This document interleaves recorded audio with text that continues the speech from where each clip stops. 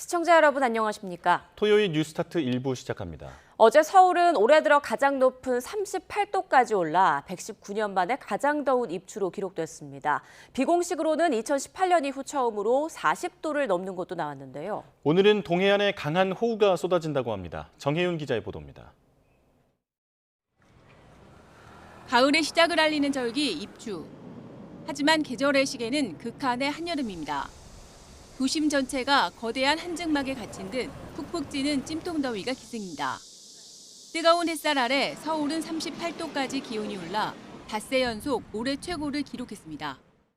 과거 입추 때 기온과 비교하면 서울 기준 1907년 기상관측 이래 119년 만에 가장 높은 기온입니다. 특히 자동기상 관측 장비로 노원구의 기온이 40.2도까지 치솟았는데 서울에서 40도를 넘은 건 2018년 이후 8년 만입니다. 이게 동쪽으로부터 바람이 불어들어오면서 온도가 승온되는 효과까지 더불어져 서울의 노원구를 중심으로는 40도까지 최고 기온이 기록됐고 서울도 공식적인 데이터를 보면 연속 닷새째 올해 들어서 최고 기온을 기록하고 있습니다. 또한 24절기 중 입추의 과거 통계 자료를 보면 역대급 수준을 보이고 있습니다. 이 같은 극한 더위는 주말부터 기온이 35도 아래로 내려가며 잠시 주춤하겠습니다. 전국 곳곳의 폭염 중대경보도 모두 해제됐습니다. 하지만 안심할 상황은 아닙니다. 여름이 끝나는 건 아니잖아요. 그러니까 기온은 좀 떨어지지만 기온이 떨어진다고 해서 폭염 경보를 해제할 수준이 되느냐 안 되냐. 폭염주의보와 경보 상황은 유지가 될 가능성이 크거든요. 주말과 휴일 중국을 향하는 태풍 돌핀에서 불어든 동풍의 영향으로 동해안과 경남 동부에는 기습 호우가 내립니다. 강원 동해안과 산간에 최고 150mm, 경북 동해안에 최고 100mm까지 비가 내리고 일부 지역에는 시간당 50mm 이상의 극한 호우가 쏟아질 것으로 보입니다. 해상에는 풍랑특보가, 해안가에는 강풍특보와 호우특보가 내려질 수 있어 주의가 필요합니다. 13호 태풍 돌핀은 다음 주 초 중국 상하이 부근에 상륙할 것으로 보여 우리나라에 직접 영향은 없겠습니다. 다만 태풍이 약화한 뒤 비구름이 한반도로 재유입될 가능성도 있어 주말 이후 상황을 주시해야 합니다. YTN 정혜윤입니다. 폭염 속에 전국 온열 질환자 수가 185명으로 엿새째 세 자릿수를 기록했습니다. 하루 전 최고치보다는 많이 줄었지만 아직 안심할 수치는 아닌데요. 다행히 다음 주부터는 온열 질환자 발생이 다소 줄어들 것으로 전망됩니다. 염혜원 기자입니다. 극심한 폭염 속에 6일 기준 전국에서 185명이 온열 질환으로 병원 신세를 졌습니다. 5일 기준 환자도 추가 집계돼 올여름 가장 많은 220명까지 불어났습니다. 사흘 연속 200명을 넘었던 추세는 한풀 꺾였지만 엿새 연속 환자 숫자는 세 자릿수를 기록 중입니다. 경기 71명, 서울 43명, 인천 14명 등 폭염이 집중됐던 수도권에서 환자가 속출했습니다.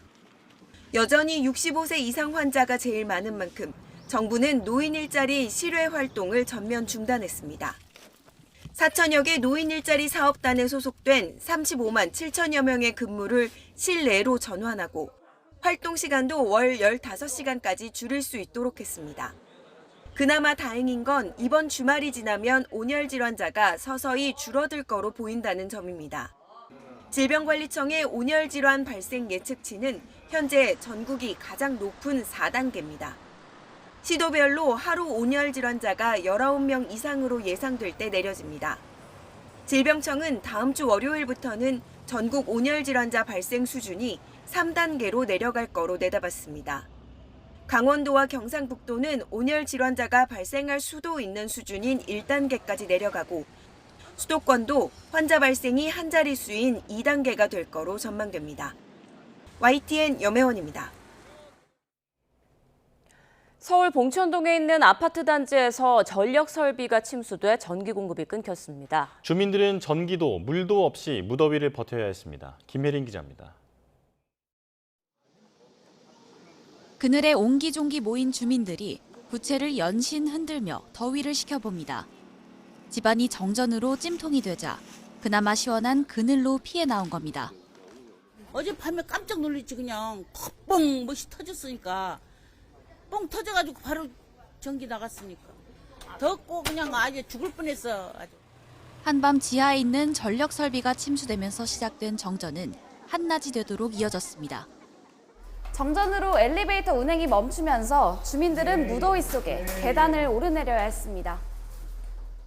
거동이 불편한 고령층은 한참을 걸려 계단을 내려와야 했습니다. 저는 16층으로 사는데 허리가 아파서 내려올 수가 없어가지고, 그리고 내가 뇌경색 환자라 이 반신불수예요. 전기가 끊기자 수도 펌프도 멈추면서 주민들은 물까지 직접 길어 날랐습니다. 물은 퍼가기가 조금 힘들죠. 날씨가 더우니까 아무것도 안 되고 더워서 다 나와 있어요. 또 주민들은 꺼져버린 냉장고 속 음식을 옮기느라 바빴습니다. 아니, 일단 고기하고 생선 다 옮겼죠. 아파트 주민 120여 명은 인근 주민센터와 초등학교 등에 마련된 임시 대피소로 몸을 피했습니다. 물도 안 나오지, 깜깜하지, 이러니까 그냥 난리 났는 줄 알았어요. 임시로 발전기를 돌려 늦은 오후 아파트 3개 동 500여 세대에 전기 공급이 재개됐습니다. 하지만 현장 점검 등을 거쳐 설비를 완전히 복구하기까지는 시간이 더 걸릴 전망입니다. YTN 김혜린입니다. 최고 40도까지 올라간 이번 폭염으로 수도권 곳곳 건설 현장에서는 그야말로 사투가 벌어지고 있습니다. 더위를 피하려 아예 야외 작업을 중단하고 얼음 목도리를 두르고 옥상에 쉼터를 설치하는 등 온갖 방법이 동원되고 있습니다. 정현우 기자가 현장에 다녀왔습니다. 쩔쩔 끓는 공사장 한복판. 숨막히는 열기 속 바쁘게 움직이는 손은 땀을 훔칠 시간도 부족합니다. 툭하면 체감 온도가 35도를 넘기는 의정부 아파트 건설 현장. 폭염 지침에 따라 5개 작업은 수시로 멈춥니다. 이번 더위가 제일 더운 것 같아요. 더운 데다가 습해가지고 많이 힘듭니다. 근데 뭐 어쩔 수 없잖아요. 현장 자체에서는 일을 계속 진행해야 되고. 작업자들은 얼음을 가득 채운 비닐 목도리를 만듭니다. 걸치고 물이 분사되는 터널에서 쉬면 잠시나마 더위는 잊힙니다. 다만 태양과 가까워서일까 옥상 공사장은 더 뜨겁게 느껴집니다. 42층짜리 아파트를 짓는 37층 현장에 나와 있습니다. 한창 건설이 진행 중이기 때문에 지금은 이곳이 제일 높은 곳인데요. 보시는 것처럼 일부에만 이렇게 천막이 설치돼 있고 햇빛이 그대로 내리비추는 상황에서 바닥에서 올라오는 열감이 상당히 크게 느껴집니다. 신발을 신고 있는데도 열감을 상당히 느낄 수가 있는 상황인데요. 보시면 이렇게 옥상 작업자들을 위해서 더위 쉼터도 마련해 둔 상황입니다. 직접 한번 들어가 보면은 이렇게 대형 선풍기를 설치해 두었고 이동식 에어컨도 설치해둬서 작업자들이 편하게 쉴 수 있게끔 해두었습니다. 들어오니까 그나마 더위가 가시는 것 같은 느낌이 드는데요. 아무래도 저층부까지 내려가서 쉬기 쉽지 않은 작업자들을 위해서 이렇게 5개 쉼터를 설치해 둔 것이라는 설명입니다. 또 한창 더운 시간을 피해 새벽부터 정오까지로 근무 시간을 조정하고 빙수를 제공하는 등 더위에 맞서기 위한 갖가지 방법이 동원됐습니다.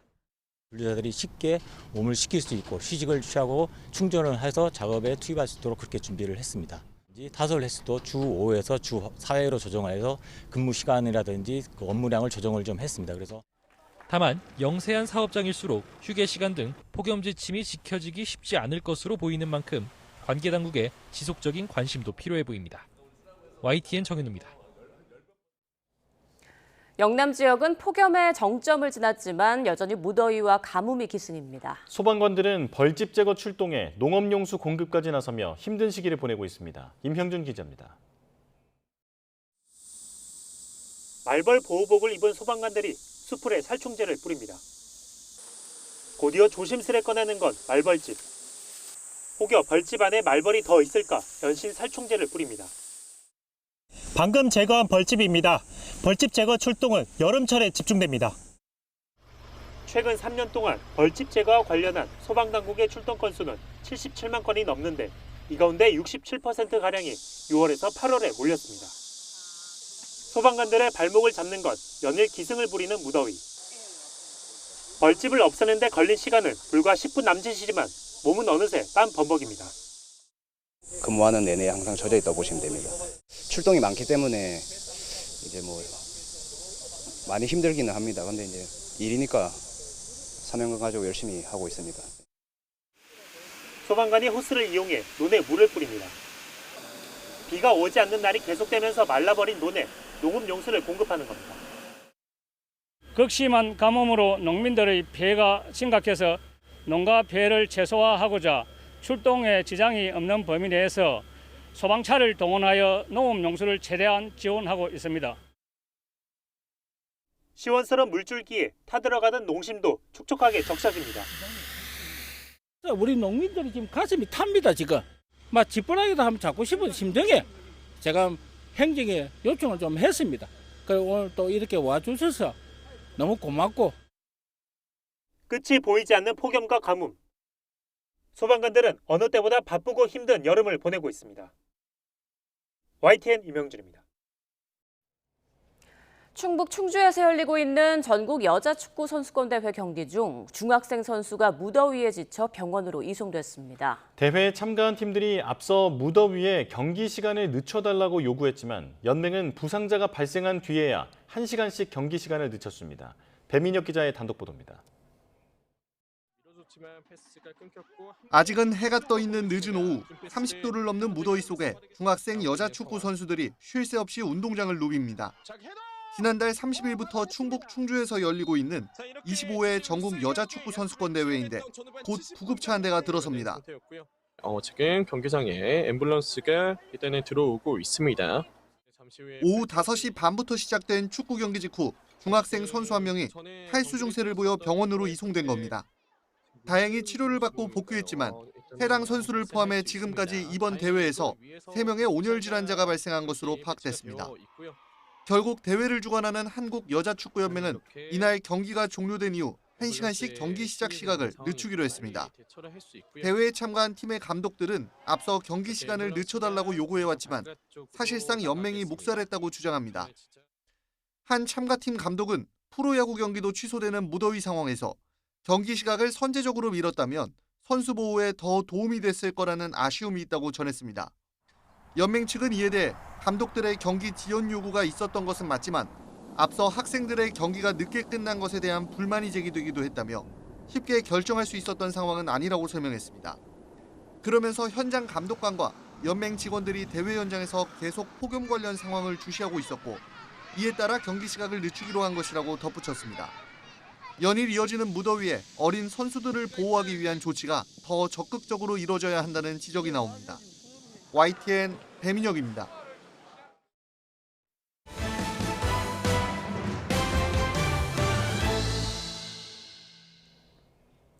더불어민주당 8.17 전당대회가 후반전에 접어들면서 주자들 간 신경전이 갈수록 격해지고 있습니다. 권리당원이 몰린 호남 경선을 앞두고 공세 수위가 한층 높아지고 있는데 전당대회 이후를 걱정하는 목소리도 커지고 있습니다. 백종규 기자의 보도입니다. 순회 경선 시작부터 당권 주자들은 서로의 약점을 콕 집어 상대를 견제했습니다. 명청대전의 연장전은 민주당의 지역이고 그 지역 문을 닫아야 합니다. 2002년 노무현을 배신하고 정몽준에게 날아간 그것이 죄악의 자기 정치 아니겠습니까? 이재명 정부의 저주를 퍼붓는 유시민에게 침묵하는 이런 당대표가 필요합니까? 격한 표현이 담긴 선 넘은 공방도 이어졌습니다. 반명이나 신천지를 소재로 치고받더니 상대를 윤리감찰하겠다는 엄포도 등장했습니다. 정청래나 김민석 정도가 유시민 전 장관이 대통령을 흔드는데 말을 한마디 안 한다? 이게 상식이 아니잖아요. 판명이죠. 게다가 분열주의죠. 제가 당대표가 되면 당을 구하는 심정으로 일단 윤리감찰에 김민석 의원을 조사를 시키겠습니다. 그래서 근거가 없이 했으면 윤리심판으로 제소를 해서 징계를 해야 되고. 초박빙 판세 속 그야말로 사생결단식 경쟁이 펼쳐지는 건데 최고위원 후보들의 발언 수위는 이미 선을 넘었다는 평가입니다. 전당대회 장에서 앞에만 계시니까 잘 모를 수 있는데 뒤에서 온갖 욕설 조롱이 있었습니다. 그게 일베 문화 아니면 무엇입니까? 제가 유세하는 동안에 최민희 의원님이 저에 대해서 박쥐라고 하셨다는 거예요. 이런 것이 바로 일베 문화 아닙니까? 당 안팎에서는 권리당원의 70%가 몰린 호남과 서울 경기 경선을 사실상 최대 승부처로 보고 있습니다. 오는 11일부터 호남 당원 투표가 시작되는 만큼 후보들 간 비방전은 더욱 격화할 것으로 보입니다. 박빙승부라 흥행은 되는 것 같은데 경쟁이 너무 치열해서 이게 이후에 봉합이 제대로 될까라는 그런 문제가 있는 것 같아요. 마치 오늘 하루만 하는 듯이 정치를 하는 것 같아요. 민주당 내부에선 전당대회를 거치면서 기둥뿌리까지 뽑히겠다며 분당의 역사까지 거론됩니다. 당 선관위까지 자제를 촉구하고 나섰지만 누가 당선되든 후유증이 만만치 않을 거란 우려가 커지고 있습니다. YTN 백종규입니다. 국민의힘 윤리위원회가 부산 돌려차기 사건을 소재로 부적절한 농담을 주고받은 서범수, 진종호 의원에 대해 징계 절차에 착수했습니다. 그런데 정작 심사를 맡은 윤리위는 위원장의 독단적 운영 문제 등으로 내홍이 점입가경으로 치닫고 있습니다. 부장원 기자입니다. 국민의힘 윤리위원회가 서범수, 진종호 의원에 대한 징계 절차를 개시했습니다. 지난 4일 검찰 보안수사권 폐지 관련 간담회에서 부산 돌려차기 피해자 김진주 씨에 대한 부적절한 발언으로 논란을 빚은 뒤 사흘 만에 속전속결 심의에 착수한 겁니다. 진종호 의원님, 돌려차기 한번 하죠. 윤리위는 또 이미 징계 절차에 들어간 조경태, 권영진, 진종호 의원에 대해 사실관계 확인 절차에 돌입하며 심사에 한층 속도를 붙였습니다. 당내 최다선 조경태 의원은 국회부의장 선출을 앞두고 같은 당 박덕흠 국회부의장에 대한 낙선 운동을, 진종호 의원은 무소속 한동훈 후보를 지원했다는 의혹으로 각각 제소됐고, 권영진 의원은 상임위원회 배분에 불만을 품고 정점식 원내대표 멱살을 잡는 등 물의를 빚어 징계 절차가 시작된 상태입니다. 공교롭게도 징계 대상에 오른 4명 모두 친한동훈계이거나 비당권파로 분류되는 인물들입니다. 일각에서 표적 징계 아니냐는 뒷말이 나온 이유입니다. 장동혁 대표의 반대편에 있는 분들만 윤리위에서 징계 회부했다 이렇게 볼 수는 없을 것 같습니다. 이렇게 편파적으로 진행을 하고 있는 것은 아니다. 그런 사이 심판 역할을 해야 할 윤리위원회 내부에서는 윤민우 위원장의 독단적 운영 문제 등이 불거져 파행이 거듭되고 있습니다. 편파적 징계 기준과 외부 유출 의혹을 문제 삼으며 윤 위원장 사퇴를 요구해온 우종환 부위원장과 황경성 위원이 전격 사퇴한 겁니다. 요즘 들어서 그렇게 무리하게 진행하시는 게 전 솔직히 이해가 안 가요. 당대표님과 무관하다고 할 때 그 말을 누가 믿겠습니까? 그렇기 때문에 신뢰 회복을 위해서는 사퇴만이 정답이다. 7인 체제 일주일 만에 다시 5인 체제로 쪼그라든 건데 윤리 스스로 논란을 자처하면서 어떤 결론을 내놓더라도 잡음이 불가피할 전망입니다. YTN 부장원입니다. 국방부는 사관학교 통합을 속도감 있게 추진하겠다는 입장을 재확인하며 이는 잘못된 역사와 단절하고 헌법과 국민에 충성하는 국군의 정체성을 확립하는 초석이 될 거라고 강조했습니다. 국방부 관계자는 어제 기자들과 만나 국군 사관학교 창설이 미래전 대비와 교육 효율화, 합동성 강화 측면에서 추진되고 있다면서 이같이 밝혔습니다. 또 역대 육해공군 참모총장 46명이 통합 재검토를 강력히 건의한다고 촉구한 것에 대해선 별다른 입장이 없다며 다양한 의견을 개진할 수 있다고만 언급했습니다.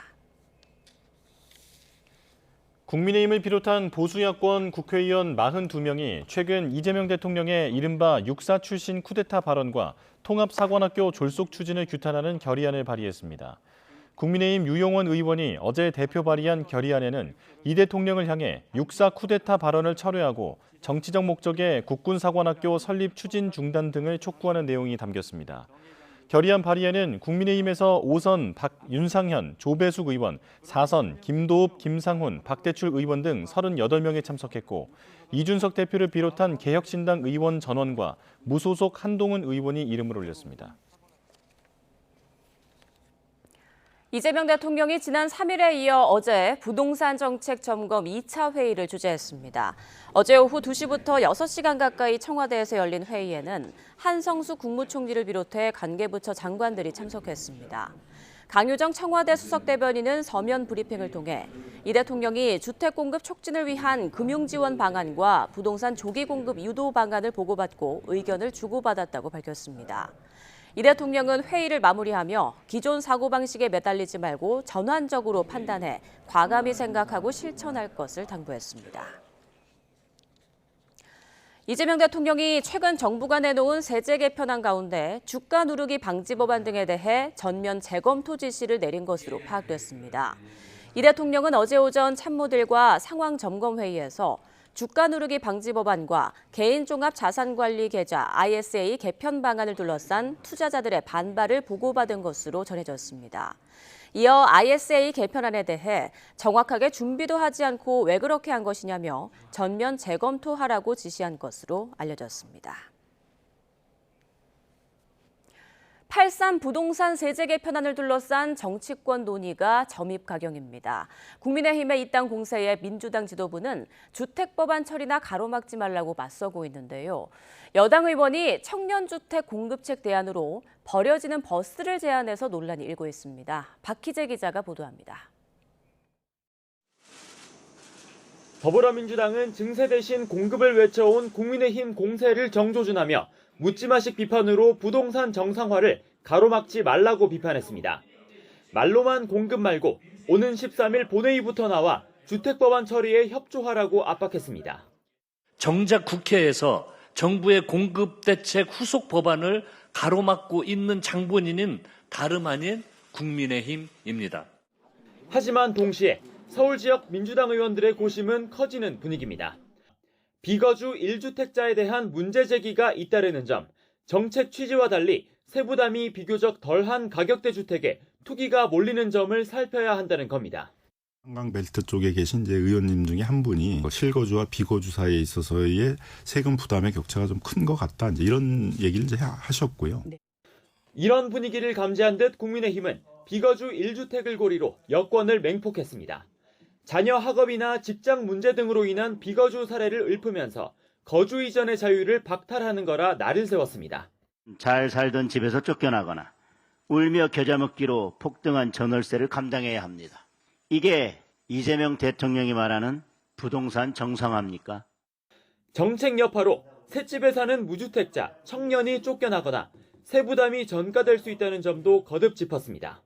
마용성이라든지 한강 주변으로 이제 전부 갈아타는 분들이 많고 덜 똘똘한 채가 이제 더 똘똘한 채가 되고 민주당과 오세훈 서울시장 사이에 공방도 벌어졌습니다. 주택공급 절벽시장 장본인이다. 공급 기반을 무너뜨린 건 민주당 시정이다. 설전을 주고받았습니다. 이런 가운데 여당 의원이 부동산 공급책 대안으로 폐기되는 버스를 거론해 논란이 일고 있습니다. 민주당 황희 의원이 SNS에 해외 사례를 거론하며 피해버스를 청년주택으로 삼자고 제안한 건데 비판이 본물 터지듯 쏟아지면서 결국 게시글을 지웠습니다. 보수 야권에선 청년을 도로 위에 난민으로 만들 셈이냐고 직격했고 범여권에서조차 비판이 속출했습니다. 살얼음판 같은 부동산 민심 속에 대형 악재가 될까 여야 모두 공방의 사활입니다. 시장과 여론 흐름에 따라 향후 국회에서의 세제 개편안 심사 논의의 폭과 변수는 커질 것으로 보입니다. YTN 박희재입니다. 더불어민주당 이현주 의원은 정부의 부동산 세제 개편안과 관련해 전월세와 매매가를 모두 오르게 만들어 주거 안정에 큰 무리수가 될 텐데 왜 굳이 하는 것인지 의문이라고 말했습니다. 이 의원은 어제 SNS에 현재와 같이 전월세 공급이 충분하지 않은 상황에선 정책 효과가 의도와는 다르게 나타날 가능성이 크다며 이같이 밝혔습니다. 또 이번 개편안의 핵심은 실거주라며 집주인이 세 부담을 피하기 위해 직접 거주를 선택하면 세입자가 밀려나거나 보유세가 세입자에게 전가될 거라고 우려했습니다. 오세훈 서울시장이 최근 김용범 대통령실 정책실장을 만나 주택 공급을 늘리기 위해 정비사업 규제를 풀어야 한다며 보고서를 전달한 것으로 확인됐습니다.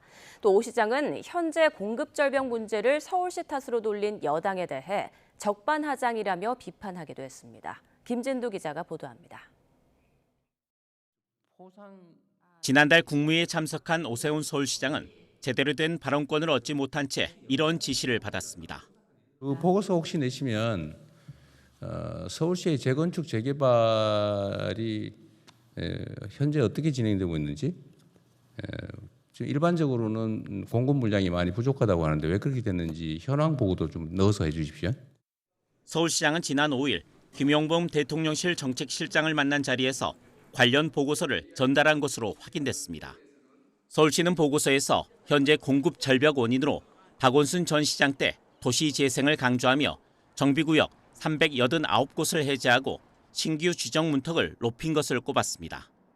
이런 탓에 43만 호에 달하는 잠재적 공급 물량이 사라졌고 2016년부터 2020년까지 재개발 구역으로 새롭게 지정된 곳이 한 곳도 없었다는 겁니다.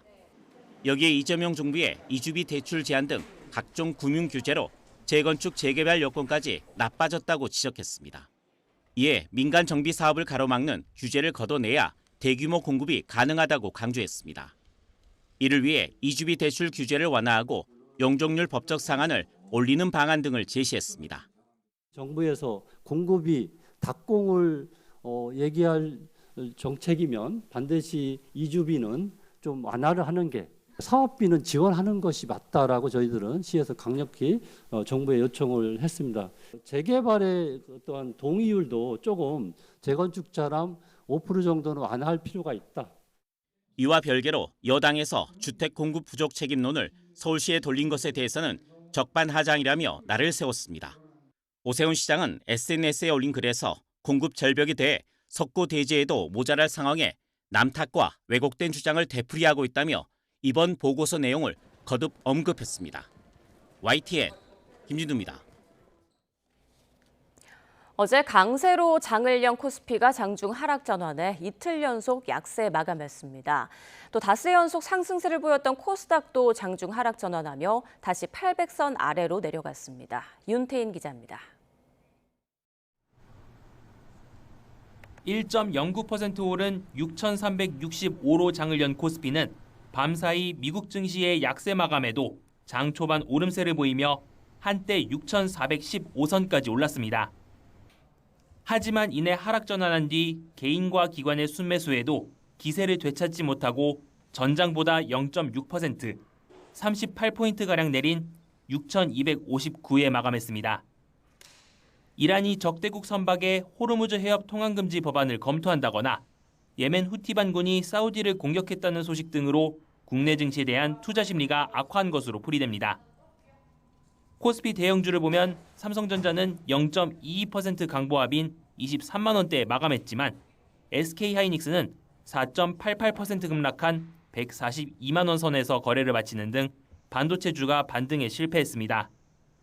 특히 주주 환원책에 대한 실망감이 SK하이닉스 주가 하락의 이유라는 분석이 나옵니다. 30포인트 좀 넘게 빠졌잖아요. 근데 이제 하이닉스 한 종목이 한 60포인트 넘게 그 60포인트 정도의 하락을 보였어요. 그러니까 하이닉스가 만약에 보합을 보였으면 오히려 상승을 한 모습이라고 보시면 될 것 같아요. 배당이 원래 계속적으로 해왔었으니까. 근데 구체적인 다른 더 많은 것들을 좀 바라고 있는데. 이런 가운데 장중 하락 전환한 코스닥은 개인의 순매수에도 외국인과 기관의 매도세에 0.36% 내린 799의 거래를 마치며 6거래일 만에 하락 마감했습니다. 원달러 환율은 오후 3시 반 기준으로 1,416.1원에 거래됐습니다. YTN 윤태인입니다. SK하이닉스가 분기 배당으로 보통주 한 주에 375원을 현금 배당하겠다고 공시했습니다. 금융감독원 전자공시 시스템을 보면 SK하이닉스는 한 주당 배당금을 보통주씩 375원, 시가 배당률은 보통주 0.02%로 배당금 총액은 2,733억 2,480만 1,750원이라고 공시했습니다. 배당 기준일은 오는 31일로 배당금은 배당 기준일로부터 1개월 내 지급될 예정입니다. 중동 정세 불안으로 국내 정유업계는 호주와 남미 등 비중동 지역으로 원유 수입선을 넓히고 있습니다. 이번엔 민간 기업이 해외 자원 개발로 확보한 초경질유가 국내에 처음 도입되면서 공급망 안정에 도움이 될 것으로 보입니다. 손효정 기자입니다. 11만 톤급 유조선이 인천항으로 들어옵니다. 호주에서 초경질유 30만 배럴을 싣고 열흘 만에 도착한 선박입니다. 초경질유는 천연가스를 생산할 때 함께 나오는 가벼운 액체 형태의 원유로 컨덴세이트라고도 불립니다.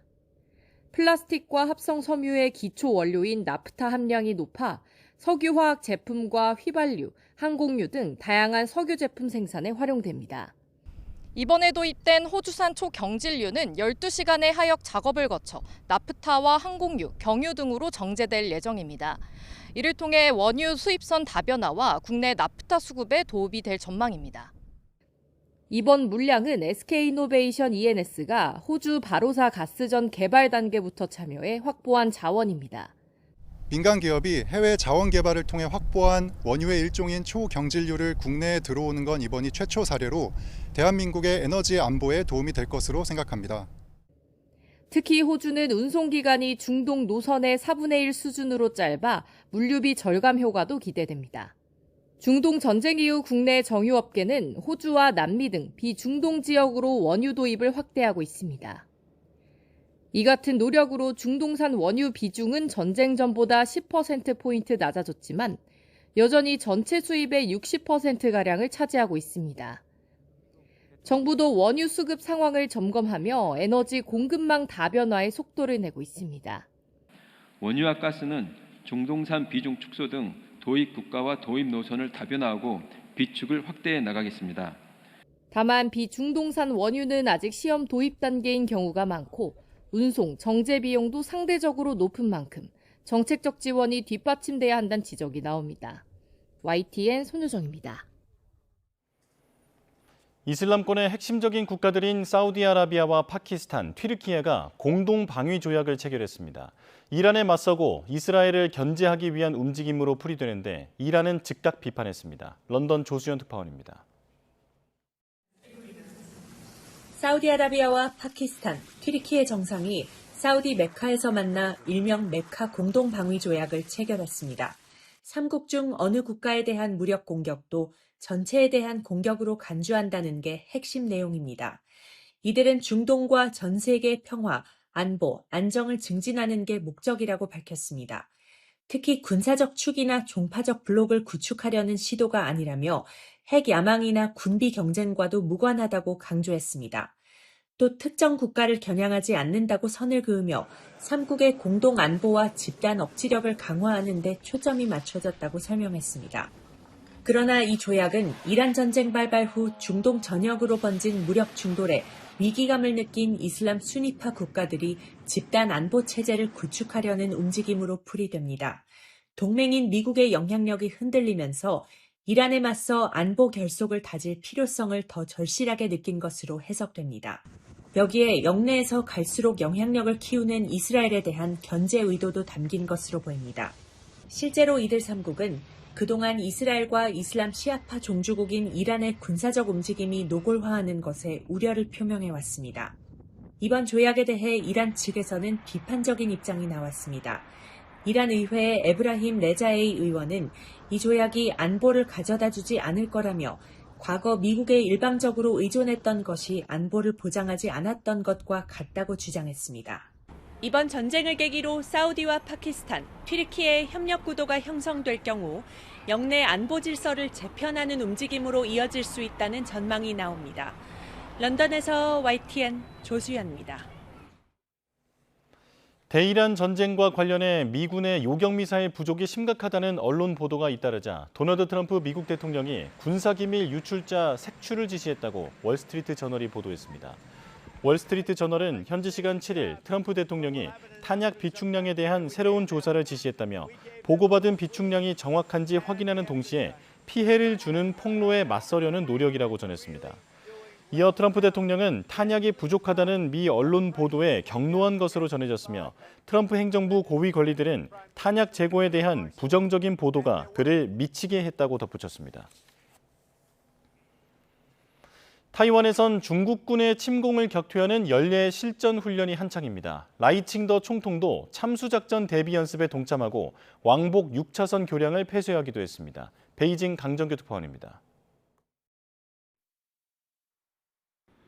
철모와 방탄복 차림의 라이칭더 총통이 허리를 숙여 장갑차에 오릅니다. 경호 행렬이 밤길을 달려 도착한 곳은 전시 지휘소가 차려지는 헝산 지하 벙커. 연례 한광훈련의 일환으로 중국의 참수작전 시도에 대비해 핵심 요인을 호송하는 완준 연습입니다. 8月5日至14日实施汉光实兵演习，采连续状况模式磨练部队于实战环境下的应处能力。 이튿날 라이 총통은 초계함에 올라 훈련을 참관하고 요충지인 타이베이항을 시찰했습니다. 그 주변에 건설된 단장대교에선 처음으로 왕복 6차선 폐쇄 훈련이 펼쳐졌습니다. 지난 5월 개통 이후 교통이 편리해졌지만 적군에게도 지름길이 될 수 있는 곳입니다. 所以如果共军在这边主力登陆成功，又控制了台北港跟桃园机场，就会变成他后续进攻台北市一个最重要的登陆基地。 수도 타이베이 시내엔 텐궁3 요격 미사일이 배치됐고 예비군 2만 명 동원 훈련도 벌어졌습니다. 타이완의 제2도시 남부 가오슝에선 전시 대비 인터넷 통신 차단 훈련도 진행됐습니다. 중국의 침공에 대비하는 건 좋다지만 일각에선 지나친 안보몰이에 대한 우려도 나옵니다. 很有可能发生战争的一个地区，越是这样的情况，越需要更多的演练啊。1年1度我是觉得 OK， 但是不要做得太多。 훈련 첫날부터 전투기가 활주로를 이탈하고 전차 바닥에 비상 탈출구가 도로에 떨어지는 등 사고가 잇따라 빈축을 사기도 했습니다. 베이징에서 YTN 강정규입니다.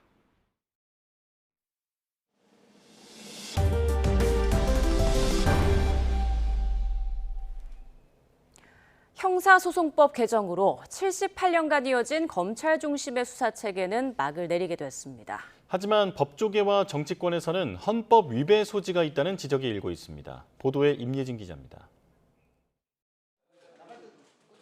검사의 수사권을 완전히 폐지하는 내용의 형사소송법 개정안이 속전속결로 국회를 넘어 국무회의까지 통과했습니다.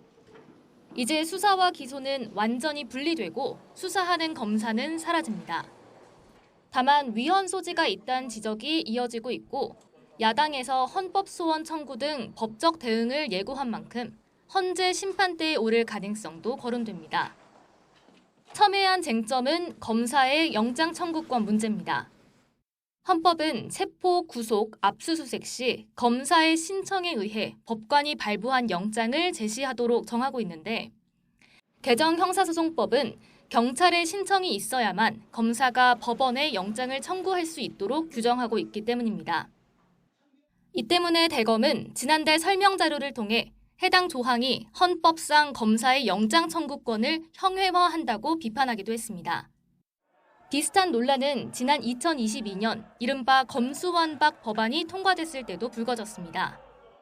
당시 한동훈 법무부 장관과 검사 6명이 국회의장을 상대로 권한쟁의 심판을 청구했는데 결과는 5대4로 각하였지만 재판관 4명이 헌법에 규정된 검사의 영장 신청권은 수사권을 전제로 한 거라며 다른 해석을 하기도 했습니다.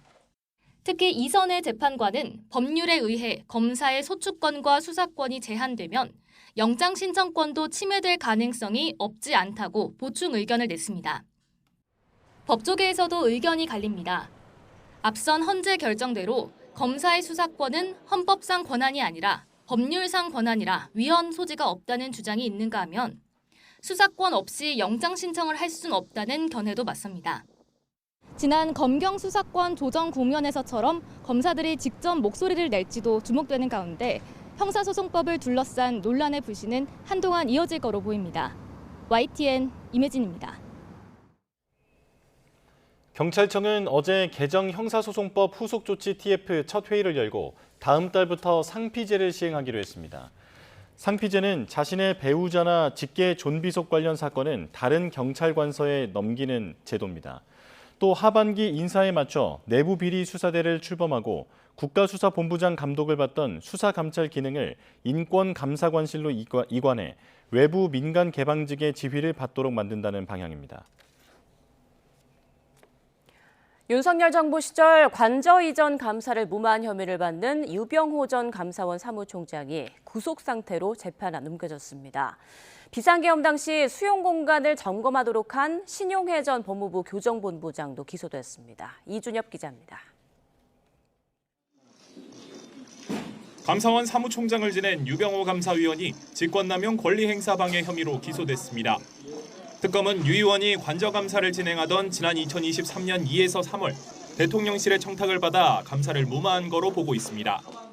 대통령실 직원을 상대로 한 자료 제출 요구나 문답 조사를 막았고 업체 관계자의 대면 조사도 금지한 것으로 파악됐습니다. 수사가 무리하게 진행됐다며 혐의를 부인해온 유 의원은 지난달 20일 구속됐고 구속 적부심도 신청했지만 기각됐습니다. 1963년 통합감사원 발족 이래 직을 걸고 가장 엄정하게 감사한 모범 사례입니다. 특검은 비상계엄 당일 포고령 위반자 수감을 위해 교정시설 수용 공간을 점검하도록 지시를 내린 혐의로 신용혜 전 법무부 교정본부장도 재판에 넘겼습니다. 신 전 본부장은 서울구치소나 전국 교정기관장에게 이 같은 지시를 내리는가 하면 구금 공간 마련을 위해 긴급 가석방도 검토하도록 한 것으로 조사됐습니다. 박 전 장관에게 교정 여력 점검 지시를 좀 받으셨나요? 신 전 본부장에게 지시를 내린 혐의 등으로 기소된 박성재 전 법무부 장관은 1심에서 징역 25년을 선고받고 법정 구속돼 항소심이 진행되고 있습니다. YTN 이준엽입니다. 최상병 순직 사건의 책임자로 지목돼 재판에 넘겨진 임성근 전 해병대 1사단장이 2심에서도 징역 3년을 선고받았습니다. 서울고등법원은 임 전 사단장의 업무상 과실치사 등 혐의 항소심에서 1심과 같이 징역 3년을 선고했습니다. 재판부는 임 전 사단장의 일부 작전 통제권 위반 혐의는 무죄로 판단하면서도 나머지 업무상 과실치사 등 혐의는 원심과 같이 유죄 판단을 유지했습니다. 대한축구협회가 외국인 심판과 감독관 등에게 성접대를 제공했다는 문체부 감사 결과가 뒤늦게 공개돼 충격을 줬는데요. 이 시기 해당 심판들이 판정을 맡은 7경기에서 축구대표팀은 무패를 기록한 것으로 드러나 논란이 계속될 것으로 보입니다. 또 여기에 축구협회 직원들이 공금 2억여 원을 유흥비로 썼다는 의혹까지 제기됐습니다. 양시창 기자입니다.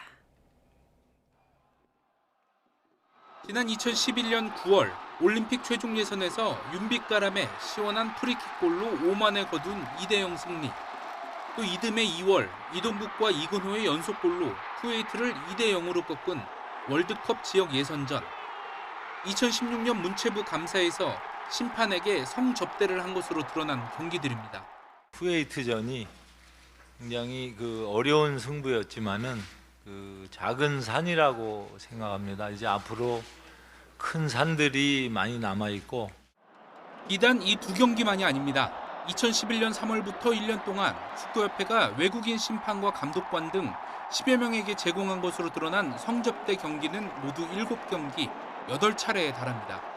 진선미 의원실에서 제공한 자료에 따르면 축구협회는 이 같은 사실을 숨기기 위해 식사 접대나 경기 후 음주 등 허위로 서류를 작성해 결제한 것으로 드러났습니다.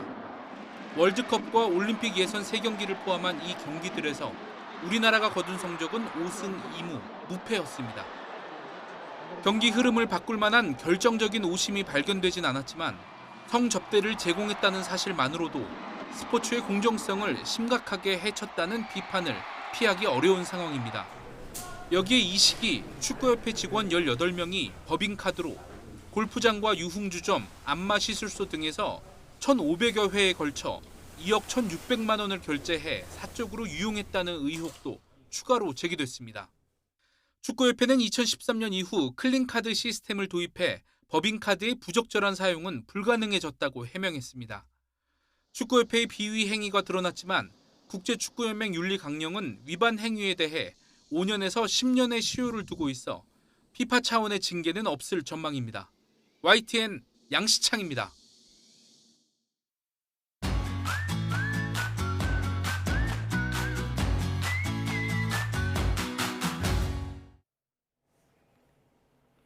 우리 농촌을 지키고 있는 젊은 일꾼들을 만나보는 기획 시리즈입니다. 오늘은 산골에서 상황버섯 재배에 전념하고 있는 30대 청년 농부를 만나봅니다. 오점곤 기자가 취재했습니다.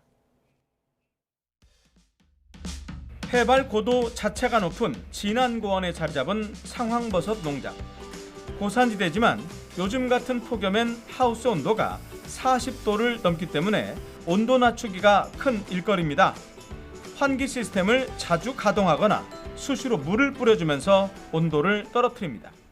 밑에는 좀 차가워서 공기 순환을 해줘서 이제 위아래가 온도 편차가 없게끔 관리를 하는 겁니다. 청년 농부 동현 씨는 약용버섯을 재배하기 위해서 8년 전 고향이 아닌 전북 진안으로 귀농했습니다. 고등학교와 대학교에서 계속 버섯 공부를 했는데 주로 면역력 개선과 항암에 효과가 있는 것으로 알려진 상황버섯이었습니다. 네, 뽕나무상, 누를 황자를 써서 상황버섯이라고 하는데요. 종균을 심는 배지는 이렇게 참나무를 사용합니다. 종균을 심고 100일가량 지나면 버섯 수확은 가능합니다. 상황버섯은 주로 약재로 사용되기 때문에 업체에 도매로 판매되거나 절편이나 분말, 마시는 차로 가공하기도 합니다. 농사 지은 지가 8년이라서 지금 한 15년 정도 됐습니다. 그러면? 네, 근데 제가 올해 나이가 31인데 인생의 절반 정도 버섯을 매진을 했네요. 그동안 농장도 17개 동으로 늘고 연간 매출도 4억 원가량으로 늘었습니다. 최근에는 미국과 베트남에 버섯 수출도 시작했습니다. 기후변화 대응을 위한 표준 매뉴얼 개발을 하고 있습니다. 그렇기 때문에 지금 청년농부와 함께 저희가 현장 컨설팅을 해서 버섯 생산뿐만 아니라 가공과 유통, 교육과 수출까지 새로운 길을 열어가고 있는 동현 씨. 그래서 그는 농사꾼보다는 농업가라는 이름으로 불리길 원합니다. YTN 오정곤입니다. 극한 더위가 갈수록 심해지는 요즘 올여름이 앞으로 다가올 여름 가운데 가장 시원할 거라는 우울한 전망이 나왔습니다. 기상청에서 열 스트레스 위험을 예측했더니 가만히 앉아 숨쉬기조차 힘든 날이 급증할 거라는 결과가 나왔습니다. 장하영 기자입니다. 같은 기온이라도 바람이 덜 불고 습도가 높은 폭염이 더 위험합니다. 이런 더위에 열 스트레스를 측정하려고 도입한 게 온열 지수입니다. 이 지수가 26도가 넘으면 무거운 자재를 옮기거나 톱질, 땅 파기 같은 힘든 작업이 어려워지고 2도 더 오르면 잡초 제거나 트럭 운전, 평지에서 걷기 같은 작업에도 열 스트레스를 받습니다. 30도까지 오르면 간단한 수작업이나 느릿한 산책도 버거워지고 온열 지수가 33도에 다다르면 쉬거나 앉아있기만 해도 힘이 듭니다. 기상청이 우리나라를 1제곱킬로미터 단위로 쪼개 미래의 열 스트레스를 전망했습니다. 현재 26.9도인 평균 온열 지수가 21세기 안에 탄소 중립을 이룬다는 가장 긍정적인 시나리오에서도 14년 안에 2도 가까이 오릅니다. 강원도를 제외한 전국이 여름 내내 평지 걷기도 힘든 28도를 웃도는 겁니다. 2081년부터는 현재 1년에 하루 이틀 정도에 불과한 온열지수 33도가 열흘 넘게 나타나는데 특히 탄소 중립 노력이 거의 없을 때, 즉 고탄소 시나리오에서는 무려 51일 넘게 이어집니다. 1.8일 정도는 견디고 넘어갈 수 있는데 만약 51일이면 여름 내내인데 견딜 수가 없죠. 폭염으로 인한 초과 사망의 대부분은 열사병 단독이 아니라 기저질환 악화로 나타나게 되는데 낮에 이렇게 부담이 쌓이면 밤에 푸는 일이 불가능해져서 선풍기가 의미 없어지는 폭염이 현실화하면서 에어컨 가동을 복지가 아닌 보건의 문제로 접근해야 한다는 지적까지 나옵니다. 작업장별 온열지수를 측정해 작업 중단을 권고가 아니라 강제하는 등 재난으로서의 폭염에 맞춘 정책 재정비도 필요한 시점입니다. YTN 장하영입니다. 극한 더위가 이어지면서 더운 나라에서 온 동물들도 지치고 있습니다. 입맛까지 잃어 건강을 해칠까 특별식의 지능 목욕까지 제공됐는데요. 이형원 기자가 현장을 취재했습니다. 따가운 쇠약볕에 동물들도 하나같이 그늘로 몸을 피합니다. 더위에 지친 하마는 물속에서 꼼짝도 하지 않습니다. 이렇게 그늘에서는 괜찮은데 땡볕에서는 진짜 좀 찜질방에 가 있는 느낌처럼 많이 덥더라고요. 동물들도 지금 조금 다 더워가지고 축 처져 있는 것처럼. 계속된 폭염에 입맛까지 잃은 동물들을 위해 특별식이 제공됐습니다. 호랑이는 수북이 쌓인 얼음 더미를 헤치고 차가운 고기를 골라 먹고 곰도 얼음 과자를 반깁니다. 하마는 비타민 보충을 위한 과일과 채소를 허겁지겁 먹어치우고 원숭이들은 얼음 연못에서 느긋하게 간식을 즐깁니다. 코끼리는 진흙 샤워까지 하며 열기를 식힙니다. 땀샘이 다른 동물들보다 적어요. 적기 때문에 스스로 온도 조절을 하기 위해서 모래 목욕, 물 목욕, 진흙 목욕 세 가지를 주로 하고 있고요. 저희 사육사들도 그걸 할 수 있게 환경을 조성해주고 있습니다. 더운 나라에서 온 동물까지도 얼음 특별식과 냉기에 기대 극한 더위를 겨우 견뎌내고 있습니다. YTN 이영훈입니다.